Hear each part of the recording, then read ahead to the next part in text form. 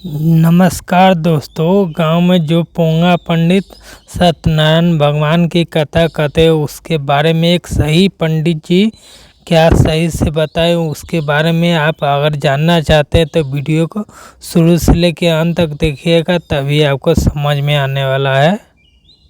तो स्वागत है सत्यानंद जी महाराज आपका जी, जी, रेशनल आपका भी वर्ल्ड पे। बहुत-बहुत स्वागत है। धन्यवाद, धन्यवाद और सभी दर्शकों का स्वागत है। जी, तो सबसे पहले मैं ये चाहूँगा कि आप ये सत्यनारायण कथा होती क्या है? इसको क्यों कहा जाता है? इसका क्या इम्पोर्टेंस है? पहले वो थोड़ा-सा आप बता देते हैं और उसके बाद से हम लोग कथा में क्या है उस पर चर्चा करेंगे। जी। जी, देखिए क्या है कि किसी कोई भी कथा होती है या कहानी होती है तो उसका कोई न कोई उद्देश्य होता है कि भई जो कथा सुनाई जा रही है उसका एक उद्देश्य होता है कि उसके माध्यम से व्यक्ति को लोक और परलोक की सुख, शांति, समृद्धि प्राप्त हो। वास्तव में क्या है कि जो दुनिया में जितने भी धर्म हैं वो सभी 2 चीज़ों पर टिके हुए हैं। एक भय पर टिके हुए, एक लालच पर टिके हुए हैं। तो इंसान की आवश्यकताएँ जो है, जैसे हर आदमी चाहता है कि उसके जीवन में सुख हो, शांति हो, समृद्धि हो, उसका जीवन उसके घर में संतान हो, उसके बच्चे अच्छे पढ़े लिखे हो, अच्छे मकान में हो, वो ऐश आराम की ज़िंदगी जिए और मरने के बाद जहाँ भी स्वर्ग हो वहाँ भी अय्याशी करे या आराम की ज़िंदगी जिए। तो इस तरीके की एक मनुष्य की कामना होती है। अब इस कामना का फ़ायदा अधिकतर जो पुरोहित वर्ग होता है, सारी दुनिया में पुरोहित होते हैं और पुरोहितों का जो पेट है या पुरोहितों का जो हम जैसे जो धर्म के ठेकेदार या हम जो विशेषज्ञ होते हैं, हमारा जो जीवन चलता है वो दान दक्षिणा से चलता है। तो दान दक्षिणा कैसे प्राप्त हो?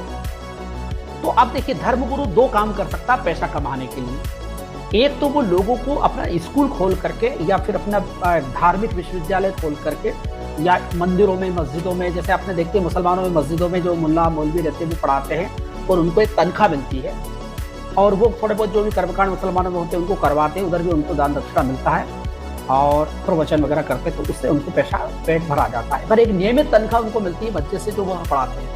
हमारे यहाँ पे ये हुआ कि मंदिरों में जो पुजारी होते हैं उनको 30 त्योहार पर पैसा मिलता है। कोई एक तनख्वाह तो होती नहीं है। पुराने ज़माने में क्या मंदिरों की कुछ ज़मीनें होती थी, वो ज़मीनों से उनको जो फसल आती थी उससे पैसा मिल जाता था। इसके बाद जो अमास पूनम होती थी या कोई तीज त्योहार होता था तो गांव के लोग उनको सीधा दे देते या कुछ दक्षिणा दे देते। तो अब क्या था कि वो मान लो महीने में 2 बार उनको सीधा मिलेगा या कुछ पैसा मिलेगा तो काम नहीं चलेगा। तो फिर हमने ये सोचा कि हम ऐसा करें, कुछ ऐसी कहानियाँ बनाएं कि जो हर वर्ग को सम्मोहित करे और हर वर्ग को एक लालच दिया जाए कि भाई ऐसा करने से तुम्हारा इज्जत हो जाएगा। तो हमने स्त्रियों को टारगेट किया कि भाई स्त्रियां अधिकतर क्या बेचारी धर्म भीरू होती है, तो तुम्हारा पति की लंबी उम्र हो जाएगी, तुम्हारा जो बच्चा है उसकी लंबी उम्र हो जाएगी, तुम्हें संतान हो जाएगी। तो संतान ना होना भी बहुत सारी समस्या पूरे देश में है। तो ऐसी कहानियां हमने बनाई ताकि महिलाओं को उनके दिमाग पर कब्जा किया जा सके। इसके बाद हमने पुरुषों के लिए भी किया और फिर हमने किया कि चारों वर्णों के लोगों को, क्योंकि देखिए क्या कुछ धार्मिक क्रियाएं हमारे यहाँ पे ऐसी है जिनको चारों वर्णों के लोग नहीं कर सकते। ब्राह्मण क्षत्रिय वैश्य तो कर सकते हैं लेकिन स्त्रियां नहीं कर सकती या फिर शूद्र नहीं कर सकते या ओबीसी के लोग नहीं कर सकते। तो इन लोगों के लिए हमने कथाएं, पुराण और ये जो व्रत कथाएं वगैरह बनाई है ताकि ये जो शूद्र लोग हैं या स्त्री जो लोग हैं जिनको वेद पढ़ने का या शास्त्र पढ़ने का अधिकार नहीं है या बहुत सारे कर्मकांड करने का अधिकार नहीं है, उनके लिए ईश्वर की आड़ लेकर के हमने कुछ ऐसी कहानियाँ बनाई जिससे वो कर्मकांड थोड़ा बहुत करेगा और उससे हमें दक्षिणा भी मिल जाएगी और उसके मन को शांति मिल जाएगी, संतोष मिल जाएगा कि भाई ठीक है मैंने कथा करवा ली तो मेरी लॉटरी लग जाएगी, मेरी नौकरी लग जाएगी या मेरा मकान बन जाएगा या मेरे बच्चे की शादी नहीं हो रही तो वो हो जाएगा या मेरे बहू को बच्चा नहीं हो रहा तो बच्चा पैदा हो जाएगा। तो इस तरह की कहानियां बना करके उनको एक लालच दिया गया। वास्तव में उसके पीछे मूल मकसद तो था कि हमें दक्षिणा कैसे मिले, हमें पैसा कैसे मिले और वो नियमित मिले और बार बार मिले जी, और सभी वर्गों से मिल जाए। क्योंकि कई जगह ओबीसी के लोग भी अब पैसे वाले हो गए हैं, तो पुराने जमाने में से उनके पास पैसे रखने का अधिकार नहीं था शूद्रों को, लेकिन उस समय भी थोड़ा बहुत जो था उसमें से भी कुछ मिल जाए तो इसलिए हमने शूद्रों को भी उसमें शामिल कर लिया ऐसी कथाओं में। जी जी, कुल मिला के जो ये कथा होती है इसका एक मुख्य उद्देश्य है कि कथावाचक का पेट पालन हो जाए।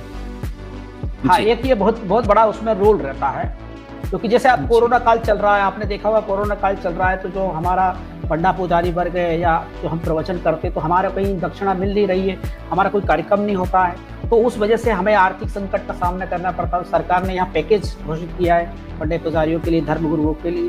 तो देखिए मेन चीज क्या होता है, धर्म गुरु भी एक व्यवसाय है। जैसे मैं आज प्रवचन करता हूँ तो मुझे लोग पैसा देते हैं, मैं जाता हूँ आता हूँ तो मुझे पैसा देते हैं, और मेरा उसके बिना हमारा काम नहीं चलेगा। भाई हमने इतना अध्ययन किया, चिंतन किया, जो हजारों किताबें पढ़ी है, रिसर्च किया है, अब उसको अमृत निकाल करके हम दे रहे हैं। मान लो एक डॉक्टर होता है, तो वो डॉक्टर ने 5-10 लाख रुपए, 50 लाख रुपए अपनी डिग्री हासिल की, इसके बाद वो इलाज करेगा। उसी प्रकार धर्मगुरु भी अपने विषय का विशेषज्ञ होता है और उसको एक उचित तरीके से उसको पैसा लेना चाहिए।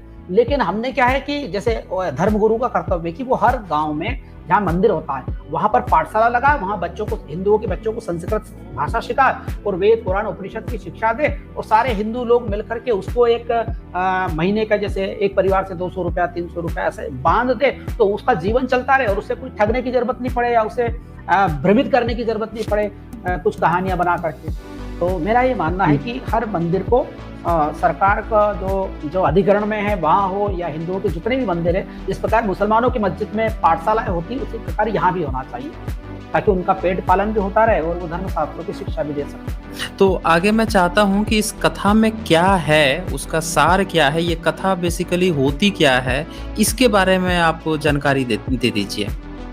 हाँ, बहुत अच्छा सवाल किया आपने, प्रश्न किया। देखिए एक तो बड़ी प्यारी कथा है कि ये जो कथा मैंने भी आज से करीब, जब मैं साधु बना था तो एक जगह से मेरे पास फोन आया अचानक कि भाई महाराज जी आपको कथा करना है। मैंने कहा भैया मैं तो कथा तो नहीं करता हूँ, मैं तो प्रवचन करता हूँ। तो मैंने कहा नहीं आपको कथा करना है। मैंने कौन सी कथा करना है? कि सत्यनारायण भगवान की कथा करना है। तो मैंने कहा कब करना है? कि आज ही करना है, शाम को 7 बजे तक आपको आना है। और करीब मुझे 4 बजे उन्होंने फोन लगाया।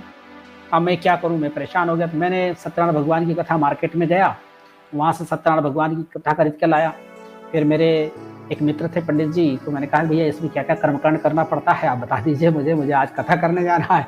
उन्होंने मुझे बताया, फिर मैंने जो भी कुछ करना था वो फिर मैंने करके और बेहतरीन उस कथा को बाँचा और लोग बड़े खुश हुए, माता बहनें और बड़े बुजुर्ग। मैंने अपनी तरफ से उसमें मिर्च मसाला जो लगाना था और चुटकुले वगैरह कुछ भजन अजन जोड़ करके उसको रसीली बनाई। तो मैं आपको वास्तव में इस कथा का जो मूल कथा बड़ी जोरदार है और बड़ा मजा आएगा सभी दर्शकों को। और इसमें देखिए कि क्या होता है कि हमारे यहाँ पे जितनी भी कथा बनाई गई उन कथा में हमने ब्रह्मा जी, विष्णु जी, शंकर जी और सूत जी महाराज और नारद जी, इनका ऐसा घालमेल बनाया ताकि लोगों को ये पता चले कि ये कथा वास्तव में किसी पंडित पुजारी ने घर में बैठ करके अपने पेट भरने के लिए नहीं बनाई है, ये तो भगवान के द्वारा लिखी गई है। देखिए आप कितनी प्यारी बात है। पहली स्लाइड निकाल लीजिए, अपन प्रारंभ करते हैं। अच्छा, मैं भी ये थोड़ा सा आपको बता दूं कि इस कथा करने का मकसद मेरा किसी की धार्मिक भावना को ठेस पहुंचाना मकसद नहीं है। मेरा मूल मकसद है कि हम अपने पूर्वजों के द्वारा जो कथाएं रची गई उनके वास्तविक वैज्ञानिक, मनोवैज्ञानिक और ऐतिहासिक विश्लेषण करें और उससे हम सीखने का प्रयास करें कि वास्तव में उनकी आज सार्थकता है या नहीं है, और वो किस युग में लिखी गई थी, क्यों लिखी गई थी, और उससे हमारा भला होना है या ना होना है। कहानी में बहुत कुछ है नहीं, सिंपली वही कथावाचन की कथा है। हर जगह विष्णु, जो वैष्णव मार्ग के लोग होते हैं, जो विष्णु को अपना मानते हैं, और ये भी प्रमाणित हो चुका है कि विष्णु जो है महायान शाखा से ही वज्रयान होते हुए और फिर शैव मार्ग और फिर द्वैत में जाकर विष्णु मार्ग से निकला हुआ है। तो ये जो लोगों में जी, तो इन लोगों में जो घरों में ये जो चीजें आई हैं, वो लोग इसको बौद्ध मार्ग के खत्म होने के बाद से ब्राह्मणिकल सिस्टम में फंसे हैं और वहां से अपने घरों में कथा कहानी कराने लगे हैं। लेकिन अब समय आ गया है कि आप जान जाइए इन कथाओं की सच्चाई और उसके हिसाब से खुद से आप डिसीजन लीजिए।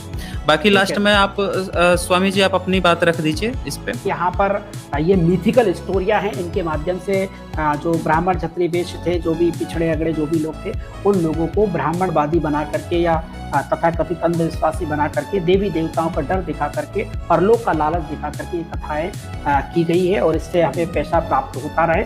और दूसरा मैं बता दूं अपने बारे में कि मैं रैशनलिस्ट और ह्यूमनिस्ट हूँ, यानी मैं किसी जाति धर्म संप्रदाय से नहीं, मेरा मकसद मैं भारतीय हूँ और मैं रैशनलिस्ट और ह्यूमनिस्ट हूँ और मानवता का कल्याण चाहता हूँ। क्योंकि मैं हिंदू परिवार में पैदा हुआ तो मेरा कर्तव्य कि हिंदू समाज में अंधविश्वास और पाखंड दूर होकर के हिंदू समाज सशक्त बने, प्रबल बने और ये जो देश में जो जैन, बौद्ध, पारसी, ईसाई जो भी हमारे भाई हैं, चाहे हम एक ही कल्चर के हैं, थोड़ा बहुत मत भिन्नता हमारी हो सकती है, लेकिन इस हमारा मकसद सुधार होना चाहिए, ना कि द्वेषता फैलाना।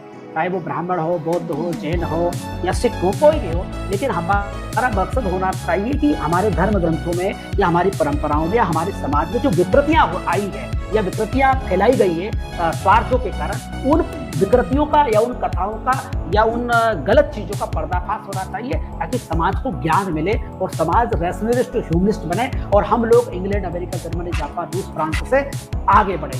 ये मेरा मकसद है। बहुत बहुत साधुवाद, धन्यवाद। Okay, thank you.